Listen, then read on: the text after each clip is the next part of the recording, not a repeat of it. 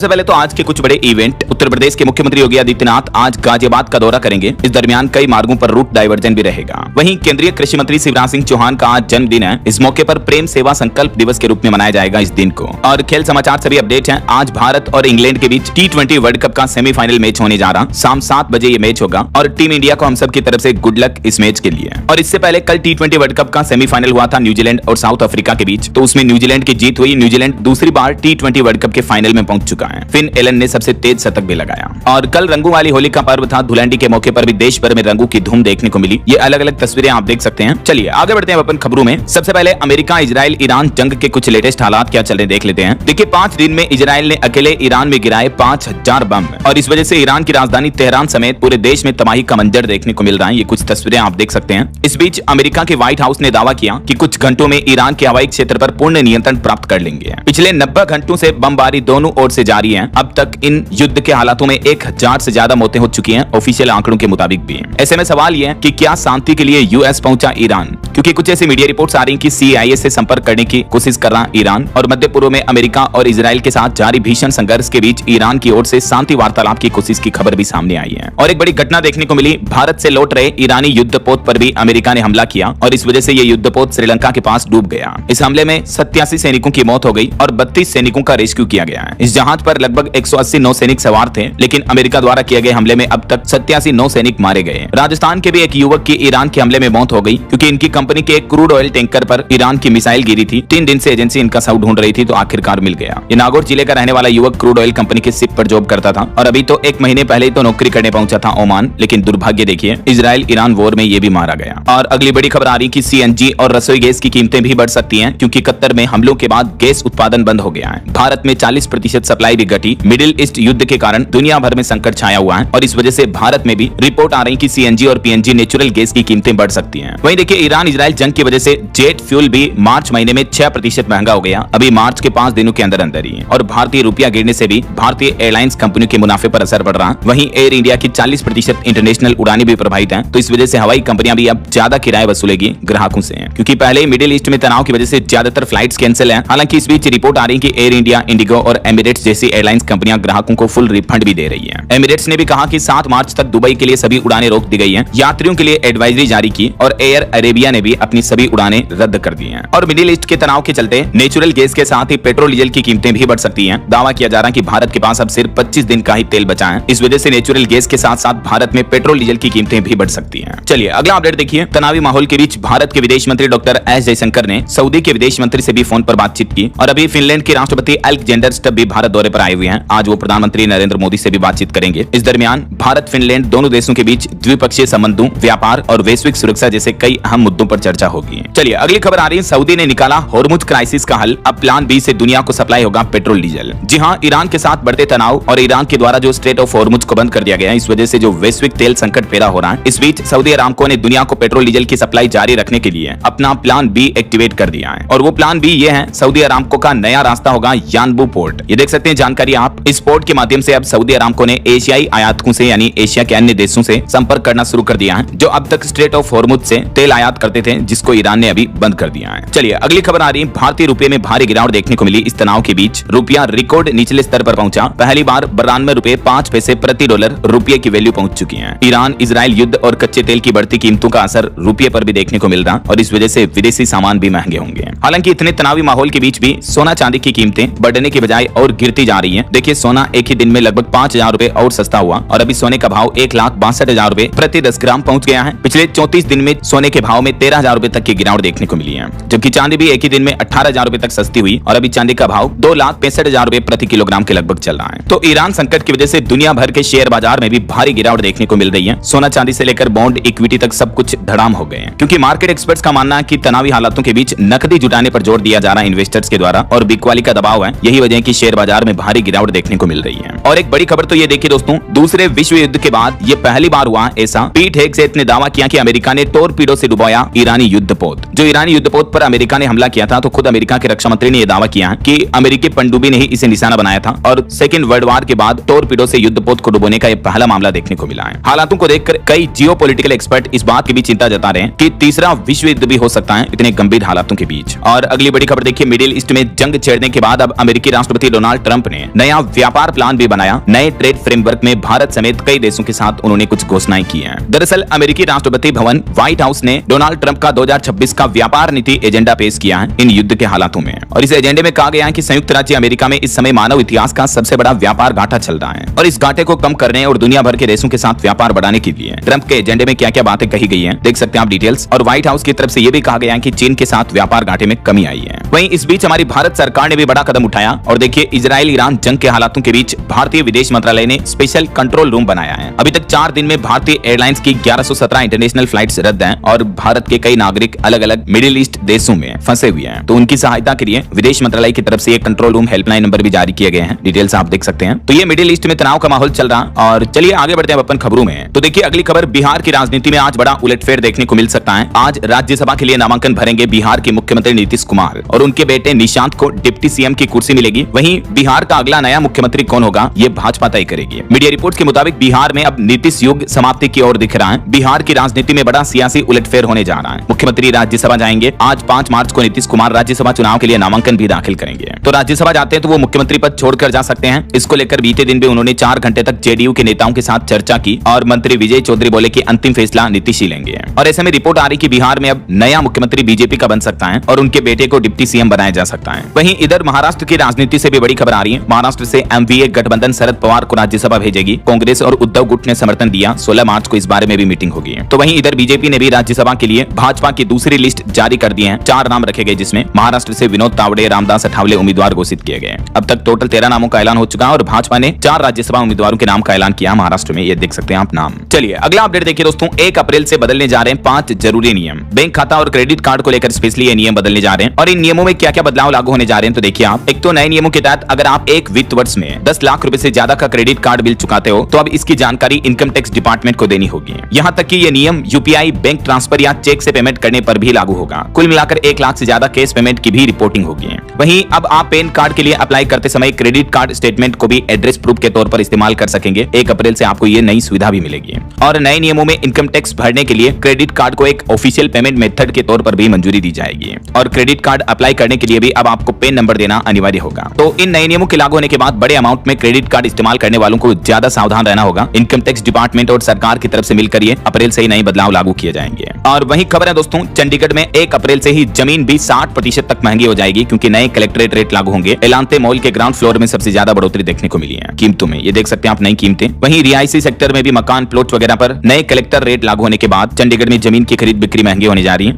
और एक नया आदेश जारी हुआ, अब एलपीजी वाहनों से स्कूल नहीं जाएंगे बच्चे। 1 अप्रैल से इन पर भी रोक लगाई जाएगी। मध्य प्रदेश जबलपुर जिला प्रशासन की तरफ से नया आदेश जारी किया गया बच्चों की सुरक्षा को लेकर। और सरकार ने भी आम आदमी के लिए सूचना जारी की, 31 मार्च तक अपने पीपीएफ, सुकन्या समृद्धि योजना इन खातों में मिनिमम अमाउंट जमा कर दें। ऐसा न करने पर आपका अकाउंट बंद हो सकता है क्योंकि नियमों के मुताबिक हर वित्त वर्ष में इनमें मिनिमम अमाउंट डिपॉजिट करना जरूरी होता है। तो इसकी लास्ट डेट 31 मार्च ही है, तो तब तक आप डिपॉजिट कर लें ताकि कोई परेशानी नहीं हो, है ना। वरना जैसे पीपीएफ में मिनिमम डिपॉजिट न करने पर यह परेशानी हो सकती है और इसी तरह से सुकन्या अकाउंट में भी आपको ये दिक्कतें देखने को मिल सकती है। 50 रुपए तक जुर्माना भी लग सकता है हर साल। चलिए अगली बड़ी खबर देखिए, व्हाट्सएप पर ब्लू टिक और स्क्रीनशॉट से नहीं होगा तलाक का फैसला। एक पति पत्नी के मामले पर बॉम्बे हाईकोर्ट की तरफ से महत्वपूर्ण फैसला सुनाया और व्हाट्सएप चैट को क्रूरता मानने से इनकार कर दिया। बॉम्बे हाईकोर्ट ने कहा कि डिजिटल सबूतों के आधार पर, सिर्फ मैसेज के आधार पर रिश्ता नहीं टूटेगा। पत्नी को सफाई का मौका न देना प्राकृतिक न्याय के खिलाफ है। ये देख सकते हैं आप पूरा मामला क्या था जिसमें व्हाट्सएप चैट और स्क्रीनशॉट वगैरह के आधार पर एक पति को कोर्ट ने तलाक की इजाजत नहीं दी। चलिए अगली खबर देखिए दोस्तों, देश भर के कोर्ट्स और जजों के फैसलों को लेकर सुप्रीम कोर्ट की जस्टिस न्यायाधीश नागरत्ना बोली कि जज फैसला देते वक्त अपने करियर की न सोचें, अलोकप्रिय फैसलों से न डरें, पद की शपथ और न्यायिक धर्म का पालन करें। और खबर है, उड़ीसा में 48 साल बाद जगन्नाथ मंदिर के रत्नों की गिनती होने जा रही है। भारतीय रिजर्व बैंक आरबीआई की निगरानी में भंडार में 25 मार्च से ही काउंटिंग होगी। इस दरमियान रजिस्टर्ड सुनार भी मौजूद रहेंगे जो पता करेंगे कि मंदिर में जो भक्तों द्वारा चढ़ाए गए रत्न हैं, सोने चांदी के ज्वेलर हैं, आभूषण है, वो असली है या नकली है। इससे पहले हाईकोर्ट के आदेश पर रत्न भंडार खोलने से पहले लकड़ी के 6 बड़े-बड़े संदूक लाए गए। इन्हीं संदूकों में आभूषण रखे गए हैं। ये तस्वीर जुलाई 2024 की है। तो अब इनके आभूषणों की गिनती काउंटिंग होने जा रही है। बहरहाल अभी तो अपन कुछ और महत्वपूर्ण और काम की खबरें देखेंगे दोस्तों, लेकिन फिलहाल वक्त तो चला है आज के ताजा मौसम समाचार जानने का।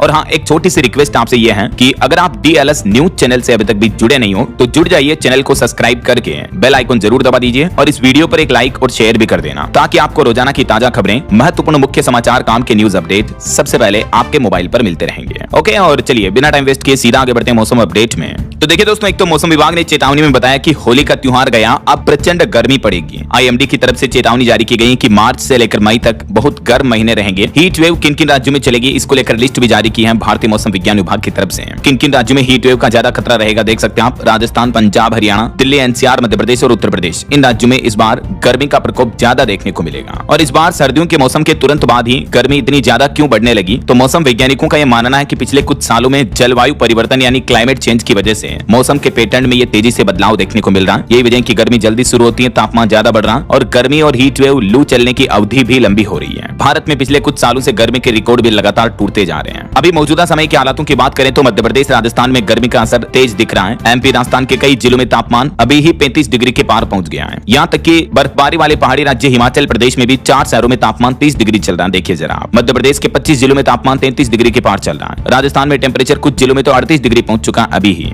और अभी तो गर्मी और बढ़ने की संभावना है। हालांकि पहाड़ी राज्य उत्तराखंड में अब मार्च में अगले 15 दिन बारिश तबाही मचा सकती है, क्योंकि उत्तराखंड के दून विश्वविद्यालय और 6 अन्य संस्थानों के वैज्ञानिकों ने अपने शोध में खुलासा किया है कि साइलेंट डिजास्टर का खतरा मंडरा रहा उत्तराखंड पर। प्राकृतिक आपदा की वजह से मूसलाधार बारिश देखने को मिल सकती है। पहाड़ी राज्य हिमाचल प्रदेश के भी कई भागों में 4 दिन हल्की बारिश और बर्फबारी के आसार रहेंगे, और पंजाब, चंडीगढ़ में भी आज से तेज हवाएं चलेगी। हालांकि 9 मार्च तक मौसम तो ड्राई रहेगा। बाकी अगले 2 दिन 5-6 मार्च को जम्मू, लद्दाख, हिमाचल, इन इलाकों में बारिश बर्फबारी देखने को मिल सकती है। गुजरात, गोवा, सिक्किम, इन राज्यों के कुछ इलाकों में हल्का कोहरा भी दिख सकता है। ओके, और चलिए मौसम अपडेट के बाद आगे बढ़ते हैं खबरों में। कुछ मार्केट अपडेट्स पर नजर डाल लेते हैं। देखिए, भारतीय शेयर बाजार में बड़ी गिरावट देखने को मिली। सेंसेक्स 1123 अंक गिरकर 79,116 पर बंद हुआ, जबकि निफ्टी भी 385 अंक नीचे पहुंचा। दक्षिण कोरिया का बाजार 12% टूटा, जापानी बाजार 4% तक टूटा। जो ईरान इजराइल जंग चल रही है, इस वजह से दुनिया भर के मार्केट्स में ये बड़ी गिरावट देखने को मिल रही है। और भारत के पीएमआई सर्विस पर अच्छी खबर आ रही कि सर्विस सेक्टर में बीते महीने फरवरी में मजबूती रही। पीएमआई 58.1 पर रहा। और खबर है बीएसई को मार्केट रेगुलेटर सेबी से नई मंजूरी मिली। अब सेंसेक्स नेक्स्ट 30 इंडेक्स पर लॉन्च होंगे डेरिवेटिव कॉन्ट्रैक्ट्स भी हैं। एफएनडो वगैरह में ट्रेड करने का मौका मिलेगा। और एनएचएआई के नए इनवे आईटी में ईपीएफओ की एंट्री हुई। 1000 करोड़ रुपए का निवेश किया जाएगा। तो ये रहे दोस्तों मार्केट के अपडेट्स। और चलिए आगे बढ़ते हैं खबरों में। देखिए, बॉलीवुड से खबर आ रही है। विजय और रश्मिका का हैदराबाद में शादी के बाद रिसेप्शन हुआ। ये तस्वीरें आप देख सकते हैं। ट्रेडिशनल लुक में दिखी पुष्पा फिल्म की हीरोइन रश्मिका मंदाना। इसमें कर्नाटक के डिप्टी सीएम समेत कई सेलिब्रिटीज भी पहुंचे। और खबर है साउथ के सुपरस्टार यश की फिल्म टॉक्सिक की रिलीज डेट टली। अब 19 मार्च की जगह 4 जून को आएगी ये मूवी। 8 मार्च का ट्रेलर लॉन्च इवेंट भी कैंसिल हुआ। चलिए अगला अपडेट देखिए। ऑटो इंडस्ट्री से खबर आ रही है। टाटा महिंद्रा को टक्कर देगी JSW की पहली SUV plug in hybrid car में मिलेगी 1000 किलोमीटर से भी ज्यादा की रेंज। दिवाली तक ये लॉन्च होने की संभावना है। इलेक्ट्रिक कार होगी ये JSW की।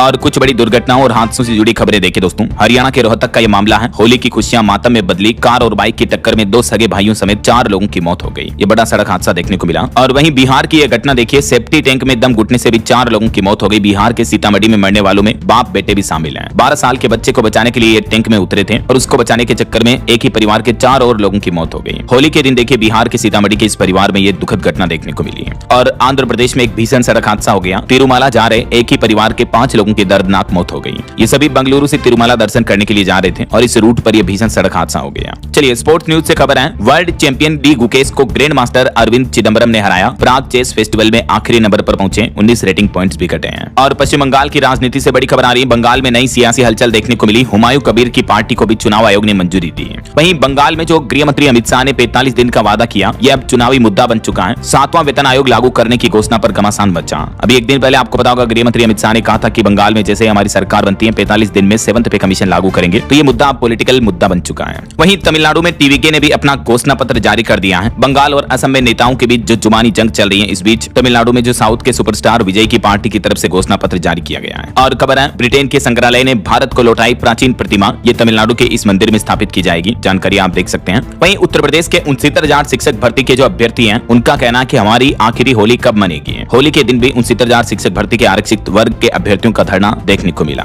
और तमिलनाडु सरकार ने एक और बड़ा फैसला लिया है। वन्य जीव सुरक्षा के लिए बनाया डार्क स्काई पार्क है। कोले हिल्स में यह राज्य का पहला डार्क स्काई पार्क बनाया गया है वन्य जीवों के संरक्षण के लिए। चलिए खबर है पंजाब के मुख्यमंत्री भगवंत मान की पहल। अरब देशों में फंसे पंजाबियों की वापसी को केंद्र सरकार से विशेष विमान के जरिए भारत लाने की मांग की है। इसके अलावा पंजाब सरकार ने हेल्पलाइन सहायता नंबर भी जारी किया, आप देख सकते हैं। और इसी तरह से मध्य प्रदेश के मुख्यमंत्री मोहन यादव ने भी बड़ा कदम उठाया और एमपी सरकार की तरफ से भी हेल्पलाइन नंबर, व्हाट्सएप नंबर वगैरह जारी किए गए हैं। जारी नोटिस आप देख सकते हैं। अभी जो मिडिल ईस्ट में तनाव चल रहा, इस बीच ईरान ने भी एक बड़ी चेतावनी दी। देखिए, ईरान ने कहा कि दुनिया भर में इजरायली दूतावासों को निशाना बनाया जाएगा और अमेरिका इजरायल के हमलों में अब तक ईरान में भी 1045 मौतों की खबर है। ईरान भी लगातार पलटवार कर रहा है और ईरान में जो नए सुप्रीम लीडर बने मोजतबा, उनको भी इजरायल ने धमकी दी कि हम आपको भी निशाना बनाएंगे, क्योंकि ईरान के पुराने सुप्रीम लीडर खामेनेई की मौत के बाद अब उनके बेटे मोजतबा खामेनेई को ईरान के नए सुप्रीम लीडर की रेस में सबसे मजबूत दावेदार माना जा रहा। कुछ मीडिया रिपोर्ट्स में तो ये भी बताया जा रहा है कि उनके बेटे को नए सुप्रीम लीडर बना दिया गया है। तो इजरायल ने उनको भी चेतावनी दी कि हम ईरान के नए सुप्रीम लीडर को भी मार डालेंगे। इजरायल की अली खामेनेई के उत्तराधिकारी को खत्म करने की धमकी देखने को मिली है। वहीं खबर है, फिनलैंड के राष्ट्रपति भी भारत दौरे पर पहुंच चुके हैं। उनके दौरे पर प्रधानमंत्री नरेंद्र मोदी बोले कि फिनलैंड भारत के रिश्तों को नई ऊंचाइयों पर पहुंचाएंगे। फिनलैंड के राष्ट्रपति अलेक्जेंडर अभी भारत की राजकीय यात्रा पर दिल्ली पहुंचे हैं। आज पीएम मोदी और उनकी मुलाकात भी होगी। चलिए अगली बड़ी एक चेतावनी भरी खबर देखिए दोस्तों।